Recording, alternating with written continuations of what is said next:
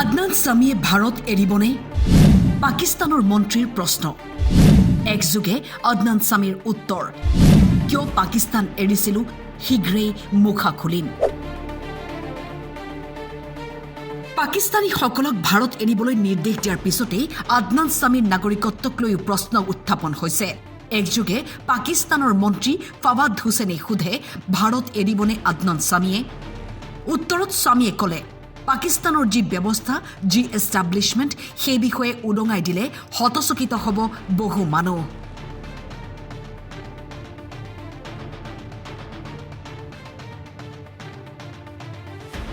পাকিস্তানী মন্ত্ৰীগৰাকীক অশিক্ষিত মূৰ্খ বুলি কৈ লগতে ক'লে, মোৰ লগত বহু বছৰ ধৰি তাত কি হৈছিল, সময়ত মুখা খুলিম। বহু লোকে এই বিষয়ে এইবাবেই নাজানে, কাৰণ এই ঘটনাৰ বিষয়ে মই অতদিনে মৌন হৈ আছিলোঁ।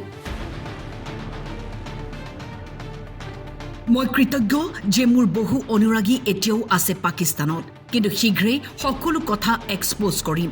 জনপ্ৰিয় কণ্ঠশিল্পী আদনান সামিয়ে প্ৰত্যুত্তৰ দিলে এনেদৰে। 2015 পাকিস্তান এৰিছিল আদনান সামিয়ে। 2016 পৰা ভাৰতীয় নাগৰিকত্ব লাভ কৰি ভাৰতত বাস কৰি আহিছে।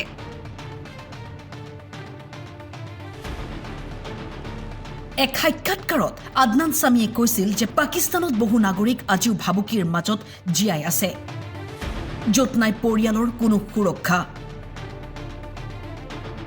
ভাৰত পাকিস্তানৰ মাজত বৰ্তমান যি পৰিস্থিতি, হাহাকাৰ লাগিছে পাকিস্তানত, কাৰণ 28 গৰাকী ভাৰতীয় পৰ্যটকক হত্যা কৰাৰ প্ৰত্যুত্তৰ ভালদৰে দিব ভাৰতীয়ই। আৰু এই খবৰ লাভ কৰাৰ পিছতেই কঁপিছে পাকিস্তান। কোন মুহূৰ্তত কি হ'ব কোনো ঠিকনা নাই। News desk, time 8।